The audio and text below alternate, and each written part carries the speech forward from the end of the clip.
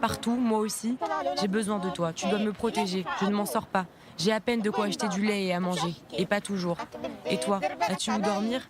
A ne lui dira pas que parfois il cherche de la nourriture dans les poubelles ou qu'il n'a même pas 10 € en poche. A décide alors de montrer à sa femme le trophée du courage qu'il a reçu.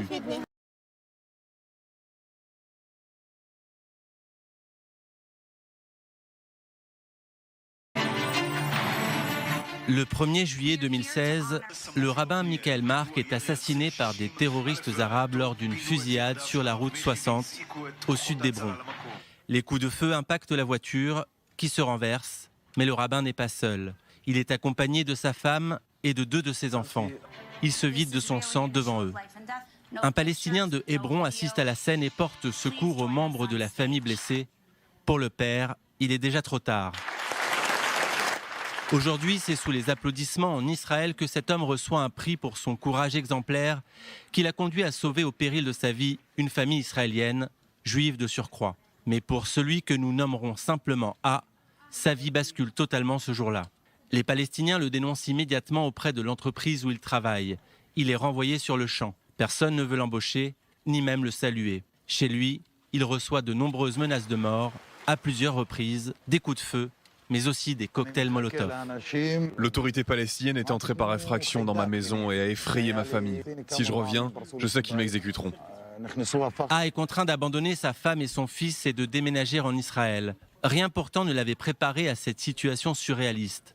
Si l'État d'Israël lui a accordé son feu vert pour qu'il séjourne sur son territoire, l'assistance s'arrête là. Il n'a pas le droit de travailler officiellement, alors il enchaîne des petits boulots non déclarés et fort mal rémunérés. J'ai travaillé à Beersheva pour 2,50 € de l'heure.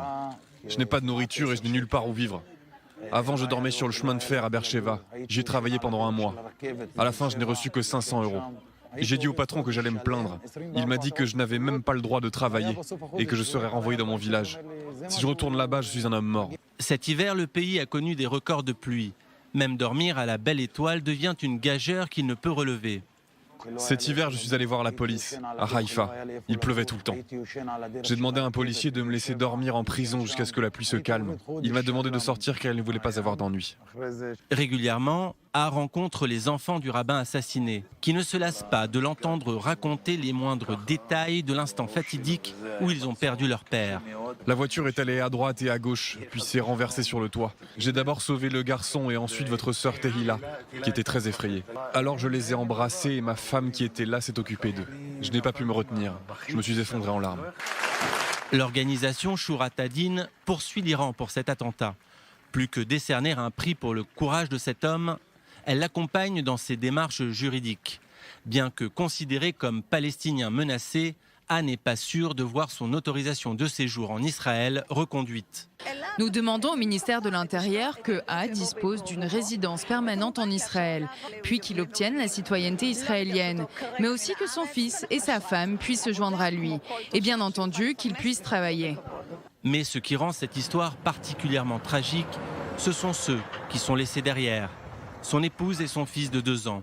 Une fois par mois, il se rend au seul endroit où il peut les rencontrer en toute sécurité, un poste de contrôle. Mais son fils le reconnaît à peine.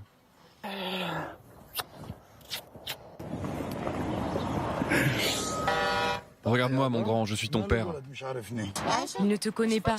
Il ne te voit jamais à cause de cela. Il ne te reconnaît pas. Il ne te voit que sur l'écran du téléphone. Comment peut-il te reconnaître?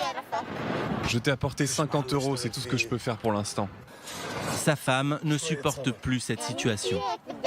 Que vas-tu faire? Comment vas-tu t'en sortir? J'en ai marre. Je ne peux plus continuer comme ça. C'est trop dur. J'ai très peur. Ton fils a besoin de toi. Il cherche son père partout. Moi aussi. J'ai besoin de toi. Tu dois me protéger. Je ne m'en sors pas. J'ai à peine de quoi acheter du lait et à manger. Et pas toujours. Et toi, as-tu où dormir? A ne lui dira pas que parfois il cherche de la nourriture dans les poubelles ou qu'il n'a même pas 10 € en poche. A décide alors de montrer à sa femme le trophée du courage qu'il a reçu. En quoi cette médaille va-t-elle nous aider? Ce n'est pas ce qui paiera les courses. Il faut que l'on mange. Après une demi-heure de réunion sous un soleil de plomb, c'est déjà le temps des adieux. Le cœur brisé, les larmes, la déchirure. Rappelons-nous que cette tragédie est née uniquement parce qu'une personne est venue aider une famille israélienne en détresse.